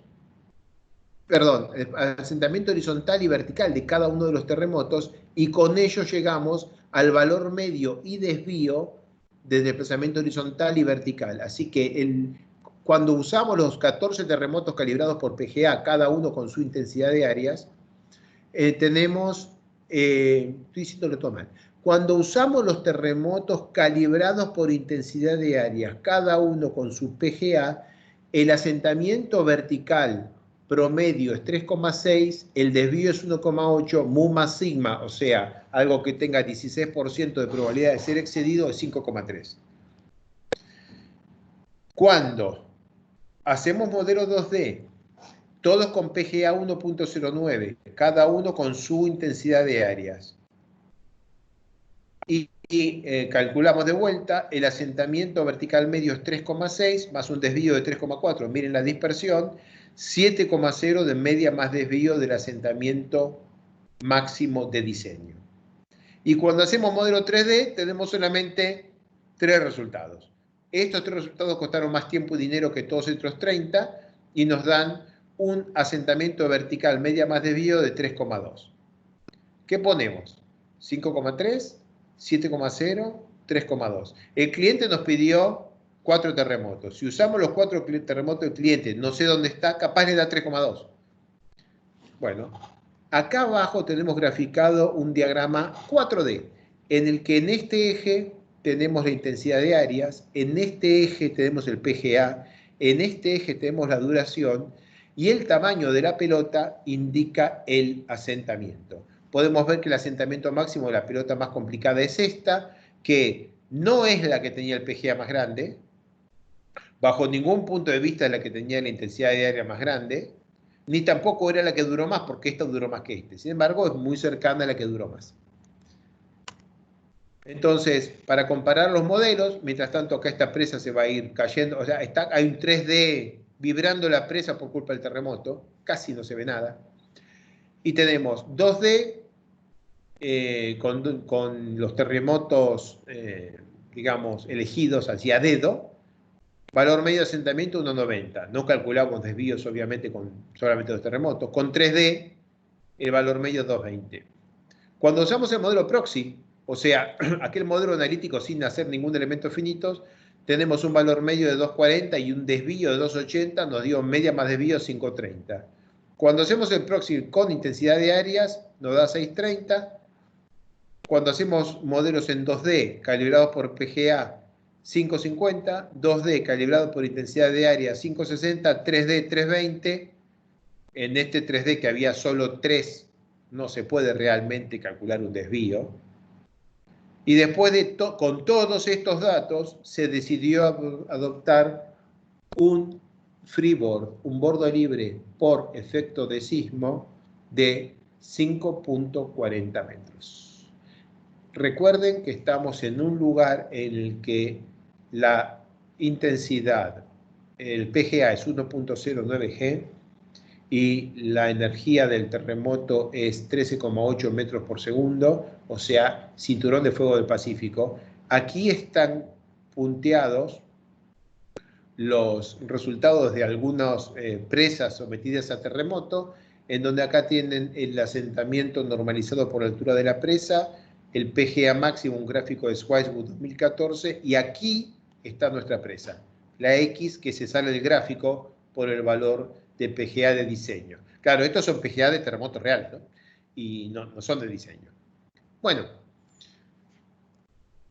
termino esto hablándoles de un terremoto asesino. Estos son videitos, los de acá y acá. Están ocurriendo. En este terremoto asesino, miren el gráfico donde está el puntero láser. La magnitud del desplazamiento crece al infinito, simplemente porque falla el talud de aguas abajo, y entonces se nos va, simplemente se nos va un gajito de presa. El gajito de presa que se va se ve acá abajo en la malla, todavía está bailando, y se ve acá arriba como la banda de concentración de deformaciones, de distorsión. Y ahora nos preguntamos, ¿se cayó la presa? ¿Perdimos la presa? Entonces, si miramos todos estos puntos dentro del coronamiento, podemos ver que el asentamiento de este punto G es de 1,50 metros. El asentamiento del punto A es el que se va a 8 metros. O sea, el punto A lo perdemos y no está más. Pero este punto G todavía se queda. O sea, un par de metros, creo que 5 metros debajo del coronamiento, el asentamiento es 1,50. En la superficie, punto B, Colorado, el asentamiento es 4 metros. Este nivel de deformación ya no es compatible con el uso de pequeñas deformaciones infinitesimales. Aquí estamos tirando mucho del corcho de esta botella, vamos a destaparla, ¿no? Se acabó la capacidad del modelo de predecir en este nivel de deformaciones. Pero bueno, nos sirve como herramienta para tomar decisiones. Y ahora hablamos de la inestabilidad numérica en 3D. Aguas abajo se movió 10,5 metros el modelo 3D, con este terremoto horrible, asesino, mientras que aguas arriba se movió 3,7 metros. Si ustedes miran aquí, no sale un patrón uniforme, salen puntitos que salen volando. Son puntitos de la malla que salen volando. Y esos son los que mencionó Nico como los problemas de inestabilidad numérica, o sea, problemas de los elementos finitos 3D muy grandes que hacen que no sea, que introducen errores numéricos, puramente numéricos, de tolerancias y cosas por el estilo. No quiero entrar en el detalle técnico, pero básicamente invalida el resultado. Bien. Tensiones en la cara de asfalto posísmicas. En este ejercicio también la membrana seguía elástico lineal, pero bueno, se pudieron estimar tensiones inducidas en la cara de asfalto, que afortunadamente las caras de asfalto, aunque se fisuren todas, se curan solas. El asfalto tiene esa ventaja respecto al hormigón, no es capaz de resistir una fractura, entonces, aunque se fisure, se sella y es muy eficaz la cara de asfalto aguas arriba para mantener estanco digamos, la presa, a pesar de la ocurrencia de un terremoto asesino como lo que estamos describiendo. Bien, última filmina. ¿Por qué 30 simulaciones? Porque hay una correlación muy pobre entre los asentamientos y cualquier medida de intensidad sísmica mirada por separado. Si miramos intensidad de áreas, vemos que el asentamiento más grande no ocurre para una intensidad de área más grande. ¿Por qué tantas aquí? Bueno, porque acá están graficadas todas las corridas que eran con PGA 1.09 y, con intensidad de áreas 13.8 y con todos los PGA posibles. Estos son todos los remotos. ¿Y por qué están todas desparramadas estas? Porque son todas las corridas que tienen PGA 1.09 y la intensidad de áreas que le quedó. Y esta, redondita acá arriba, fue la que nos quedó como más, como crítica. Van a encontrar puntito redondito, que es el asentamiento, puntito triangulito, que es el desplazamiento horizontal. Cuando vamos aquí y ordenamos por intensidad, por PGA, todas las corridas con PGA 1.09 nos quedan acá alineadas. Con un solo PGA tenemos asentamientos desde 1 metro hasta 11, mismo PGA. Con una única intensidad de áreas tenemos entre 1 metro hasta 9. ¿Y dónde está el 11? Con otra intensidad de áreas menor. Bien, entonces la correlación es pobre, entonces elegir un terremoto, 2, 3, mala cosa. Hacer 20, 30 terremotos en 3D, totalmente imposible. Entonces, ¿qué hacemos?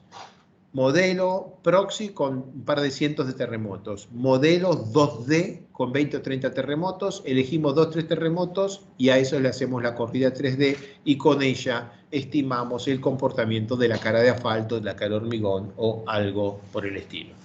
Así que seguramente digamos, hemos seguido trabajando y esto es de 2017, contemos unas cuantas presas más encima y ahora haríamos las cosas un poquito diferentes, pero son un poquito diferentes, a los efectos de explicar que existe un problema y que no es tan simple elegir un terremoto. Para diseñar una presa, este ejemplo sigue teniendo plena validez. Y ojalá les haya servido toda esta introducción al problema de los terremotos para que empiecen ahora a hacer la malla y a calibrar los materiales sabiendo que por ahora solo es construcción y primer llenado, pero que la cosa se va a poner más complicada con el tiempo. Si son las 7 menos cuarto, creo que paro acá y les paso a alguno de ustedes para que muestre la malla, por favor, la geometría. Te paso la pelota. Sí. Una pregunta de Sergio que me quedó colgada, que vamos a dejar colgada un rato. Primero a la de Brian, que va a lo que hablabas recién, que pregunta si hay un criterio para determinar el desplazamiento horizontal permisible de una presa debido al sismo. No que yo sepa, pero ahí en el gráfico de Schweizwood muestra que cuando el asentamiento vertical, pero bueno, también vale para el desplazamiento, excede el 1%, 1.2% de la altura de la presa, se han reportado sistemáticamente daños severos, de manera que hay recomendaciones respecto de cuánto es la distorsión, o sea, asentamiento o desplazamiento respecto de la altura de la presa, asociados en el pasado a daños de diferentes tipos. Si vos diseñás tu presa, sabiendo que vas a tener ese nivel de asentamientos, diseñás las juntas, diseñás todos los contactos, el contacto del estribo, el plinto, todo para este nivel de desplazamiento, es probable que lo puedas tolerar bien. Una presa que no está diseñada para estos niveles de desplazamiento, con un desplazamiento del 1% de la altura de la presa, desplazamiento horizontal, o sea, una presa de 170 metros de altura, un desplazamiento horizontal de un par de metros, seguro va a inducir daños significativos. Pero no hay, que yo sepa, un número o un reglamento o algo que digan esto es lo admisible, que yo sepa. Y después Sergio Carboni había preguntado si existía alguna recomendación para los modelos 3D para determinar qué extensión lateral o límites de malla darle. Sí, eso está, hay experiencia al respecto y depende del programa. Depende también de cómo puedas imponer condiciones de borde, como quieras imponer condiciones de borde. Imagino que estás refiriéndote a un caso en el que está... Para carga estática no hay ningún problema, ¿no? Pero para carga sísmica, cuando estás moviendo todo el bloque, asumiendo que todo el material entero se va a mover todo junto, podés necesitar un ancho de material elástico para los estribos de la presa, porque por ahí la velocidad de onda que viene desde abajo, estoy moviendo las manos y no sé si me ven, que viene desde la fundación de presa va a seguir subiendo elástico lineal y a 2000 metros por segundo, mientras que por la presa va a ir más lento. Así que van a aplaudir el estribo contra la presa. Y si tu estribo es muy angosto, o sea, si la cantidad de material que pusiste es muy angosto, esto puede estar distorsionado. Depende de las condiciones de borde, pero sí hay tests para hacer. Básicamente el primero es llenar tu presa de roca y fíjate si no estás teniendo modos espurios cuando corres un terremoto simple, no estás teniendo modos espurios por la geometría pura. Cosas por ese estilo, trucos. Lo podemos conversar afuera del curso porque tengo que buscar información para poder contestarte bien y es solo un detalle, ¿no? Pero sí, efectivamente hay elementos para poder tener estimación de tamaño de malla razonable para un modelo de 3D de este tipo. Que no son muy frecuentes, ¿eh? No se creas que los modelos 3D de estos ocurren todos los días. Definitivamente no. Son muy pocos los modelos 3D sísmicos que se hacen para presas de materiales sueltos. Y ya que está, aprovecho yo para hacerte una pregunta de ¿cómo funciona esto con el tema de la onda? La onda cuando va propagando en el suelo, ¿no rebota cuando llega un borde a la... Por supuesto. ¿Y eso no te genera un lío terrible en los resultados? Bueno, si el borde es un borde absorbente que tiene las propiedades, la matemática necesaria para que la fuerza estática se quede ahí, pero el pulso dinámico pase, no, pero eso es matemática de la condición de borde. Claro, pero ¿Plaxis tiene estos MPMs o algo de ese estilo? ¿O ¿Tiene esos qué? ¿Qué dijiste? tiene algún tipo de elemento de borde para justamente hacer eso, permitir que Sí, la sí, onda... sí, sí, claro. Ah, Todo eso tenemos 3 clases de eso, ¿eh? O 2, digamos. listo. Tenemos 2 clases de ese asunto, pero por ahora yo no. Lo único que necesito es que no me vayan a hacer una malla con elementos muy gruesos, no vayan a hacer macanas, o que hagan un cuadrado y pongan 100 metros de material de fundación abajo, todo elástico lineal, inútil, y que va a significar toda esa cantidad de elementos para andar convergiendo cuando estemos haciendo bailar la presa con un terremoto y va a costar un montón de tiempo converger, así que espero haberle dado suficientes pistas de qué tipo de malla estamos necesitando. Fantástico.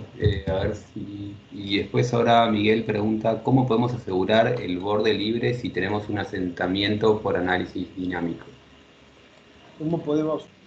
No lo podés asegurar. El borde libre lo pones más alto para que después del terremoto todavía el agua no te pasa por encima. Y si te olvidaste, perdiste la presa y mataste a todo lo que tenemos abajo.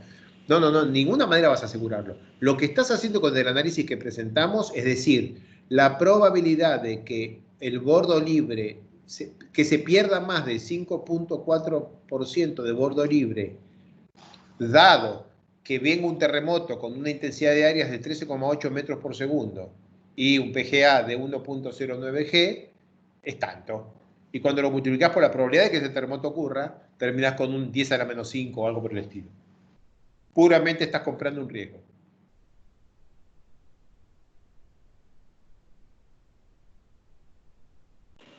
Dice excelente.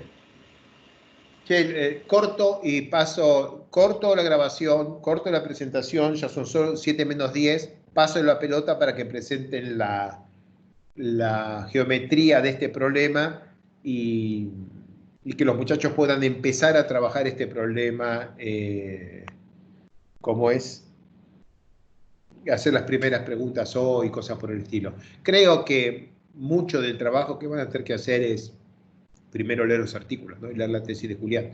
Pero bueno, de algún lado hay que empezar. ¿Listo? ¿Están de acuerdo con que corte la presentación?